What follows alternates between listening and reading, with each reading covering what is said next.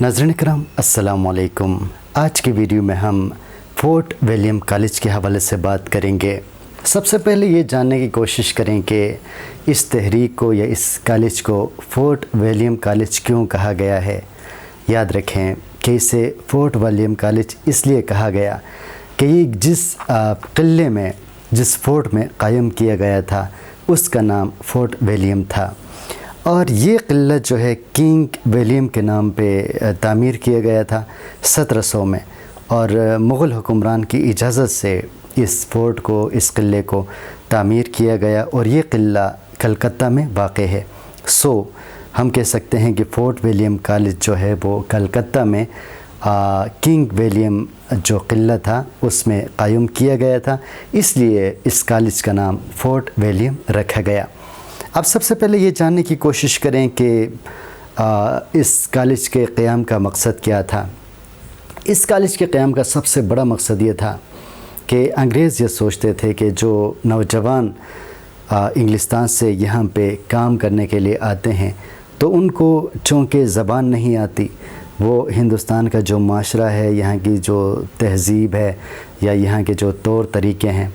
उनको नहीं जानते, नहीं समझते, इसलिए जब वो यहाँ आते हैं तो उनको काम करते हुए दुश्वारी होती है,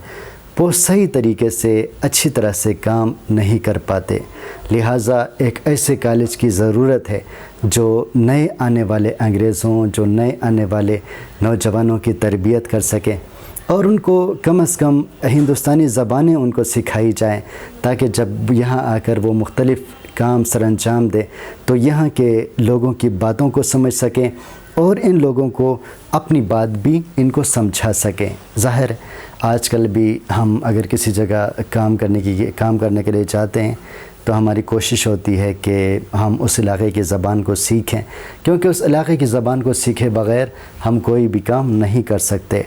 और जो इंग्लिस्तान के जो नौजवान आते थे, ज़ाहिर है उनके पास जो है बड़े बड़े ओहदे होते थे, उन्होंने सरकारी काम करने होते थे, उन्होंने रियाया पर हुक्म चलाना होता था और रियाया से जो हिंदुस्तानी लोग हैं उनसे काम लेना पड़ता था, और इसके ज़रूरी थी कि वो लोग ज़बान को कम से कम समझें और यहाँ के जो लोग हैं उनकी नफ्सियात को समझें और उनके तौर तरीक़ों को समझें। लिहाजा ये मशवरा था लॉर्ड विल्ज़ली ये गवर्नर बनकर आए थे, तकरीबन 1798 को हिंदुस्तान का गवर्नर बनकर आए थे, और उन्होंने हुकूमत को एक मशवरा दिया था कि जो नए लोग आएंगे अगर हम उनके लिए एक कॉलेज कायम करें और उस कॉलेज के ज़रिए उनको हम ज़बान सिखा दें, हिंदुस्तान के तौर तरीके सिखा दें, तो वो यहाँ आकर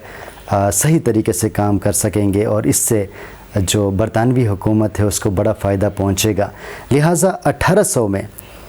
ये जो फोर्ट विलियम कॉलेज है ये बाकायदा तौर पर कायम किया गया, और ये मशवरा भी दिया गया कि 4 मई को इसका इफ्तिताह किया जाए, या इसके इफ्तिताही जो दिन है वो 4 मई को रखा जाए। और जानबूझ के उन्होंने 4 मई इसलिए रखा था कि इसी दिन टीपू सुल्तान जो मुसलमानों का हीरो था वो अंग्रेज़ों के मुकाबले में शहीद हो गए थे, और यूँ समझे कि अंग्रेज़ ये सोच रहे थे कि हमने जो हिंदुस्तानी बहादुर है यानी टीपू सुल्तान उसको शिकस्त दी है, तो हमारे लिए फ़तह का दिन है, विक्ट्री डे है 4 मई, लिहाजा इसी दिन हम इस कॉलेज को जो है शुरू करेंगे। लिहाजा उन्होंने यही तारीख़ रखी 4 मई 1800। वैसे इसके काम करने की तारीख़ अलग है, लेकिन उन्होंने कहा कि इसको सरकारी तौर पे 4 मई की तारीख़ दी जाए। अच्छा, जिस तरह मैंने मकसद आपको बता दिया कि सबसे बड़ा मकसद ये था कि जो बरतानवी नौजवान होंगे उनको उनकी तरबियत की जाए, उनको ज़बान सिखाई जाएगी, लेकिन कुछ लोगों का दावा ये भी है कि ज़बान के साथ साथ बल्कि यूँ हम कह सकते हैं पसे पर्दा जो अज़ाइम थे, पसे पर्दा जो मंसूबा था वो ईसाई मशीनरियों के लिए राह हमवार करने के लिए, या ईसाइयत की तालीम आम करने के लिए, या ईसाइयत को फ़रोग़ देने के लिए, लोगों को ईसाइयत की तरफ राग़िब करने के लिए भी ये इदारा कायम किया गया था। लेकिन ये जिस तरह मैंने आपको बताया कुछ लोगों का दावा है या कुछ लोगों का कहना है, लेकिन ज़्यादातर इस बात पर मुत्तफ़िक़ हैं कि ये जो बरतानवी नौजवान थे उनको ज़बान सिखाने के लिए ये किला कायम किया गया था। اور یہ بھی یاد رکھیں کہ کہا جاتا ہے کہ اس جو کالج تھا یہاں پہ داخلے کے لیے جو باہر سے لوگ آتے تھے، نوجوان آتے تھے، وہ 20 سال سے کم عمر کے نوجوان تھے، طالب علم تھے. اور دوسری بات یہ ہے کہ وہ اخلاق و تہذیب کے لحاظ سے بھی بہتر نہ تھے. جس طرح یہاں پہ ہوتے ہیں جن کو ہم لفنگے کہتے ہیں، جن کو ہم غیر مہذب کہتے ہیں، جن کو نشے کی لت پڑی ہوتی ہے، تو ایسے ہی نوجوانوں کو اس کالج میں لا کے ان کو تعلیم دی جاتی تھی. تو ایسے نوجوان نہیں تھے جو علم سے محبت کرتے ہوں یا جو کچھ سیکھنا چاہتے ہوں،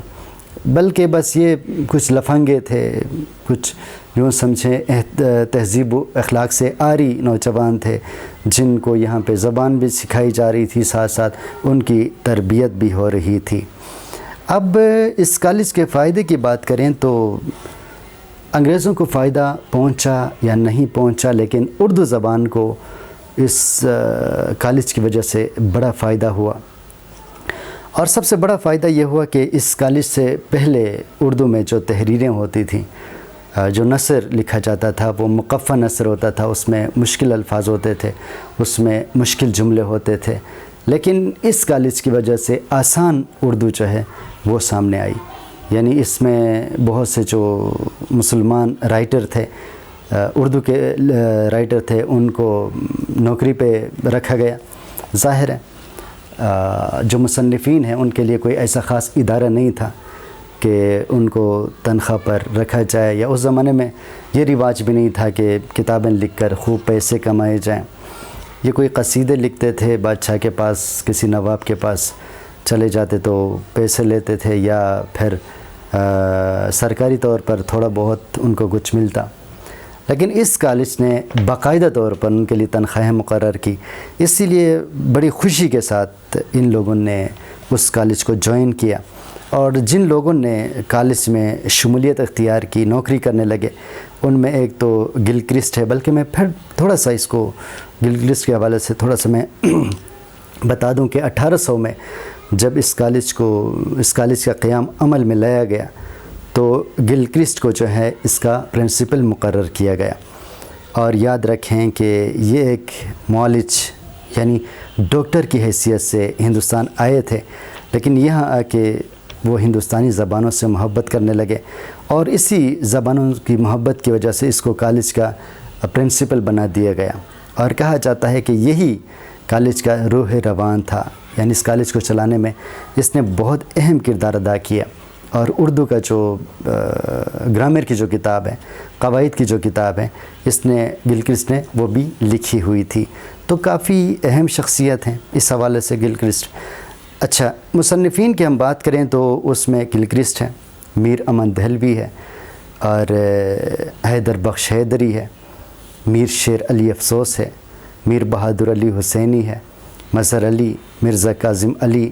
اور خلیل خان اشک. اور بھی مصنفین تھے، لیکن میں نے ایک 9-10 ایسے مصنفین کا نام لیا ہے جنہوں نے اس کالج میں اہم کردار ادا کیا. اور اس کالج کے زیر اہتمام جو نثری کتابیں سامنے آئی، ان میں قصہ چار درویش، آرائش محفل اور داستان الف لیلہ، اخلاق محسنی، داستان امیر حمزہ، پریم ساگر اور بیتال پچیسی وغیرہ وغیرہ وغیرہ. یاد رکھیں کہ نہ صرف اس میں تخلیقی کتابیں ہیں بلکہ تراجم بھی ہوئے بڑے تعداد میں. اور یوں ہم کہہ سکتے ہیں کہ اردو نثر کو، ظاہر شاعری کا اس سے کوئی خاص تعلق نہیں تھا، اردو نثر کو اس کالج کی وجہ سے بڑا فائدہ پہنچا اور بڑی ترقی ہوئی. اچھا، اب اس کالج کی کالج کے اختتام کی ہم بات کریں تو سب سے پہلی بات تو یہ تھی کہ انگریزوں کو اس بات کا ادراک ہوا کہ اس کالج کی وجہ سے نوجوانوں کو، انگریز جو نوجوان ہیں ان کو تو زیادہ فائدہ نہیں مل رہا ہے، ان کے مقابلے میں یہاں کے جو پروفیسر ہیں، اردو کے جو مصنفین ہیں، ان کو زیادہ فائدہ پہنچ رہا ہے. اور اس کے ساتھ ساتھ جو اردو زبان ہے اس کو زیادہ فائدہ مل رہا ہے. اور ان کا یہ بھی کہنا تھا کہ اس کالج پہ جو بجٹ ہے کافی ضائع ہو رہا ہے، پیسے ضائع ہو رہے ہیں، لیکن جو رزلٹ ہے وہ ہمیں نہیں ملتا. اسی لیے بجٹ میں خصوصی طور پر خاصی کمی کی گئی. اور اس کے ساتھ ساتھ ان کا یہ بھی خیال تھا کہ جو ہمارا مقصد تھا، یعنی نوجوانوں کو سکھانے کا جو مقصد تھا وہ بھی پورا نہیں ہو رہا ہے۔ اور یہ بھی وہ بتا رہے تھے کہ کلکتہ جو ہے کافی ایک چمک دمک والا شہر ہے، اور وہ جو انگریز نوجوان تھے وہ یہاں کی رنگینیوں میں کھو کے رہ گئے اور یہاں کا جو ماحول ہے اس میں ایڈجسٹ ہو گئے۔ وہ کچھ سیکھنے کی بجائے فضولیات میں پڑھنے لگے، یعنی جو کالج کا مقصد تھا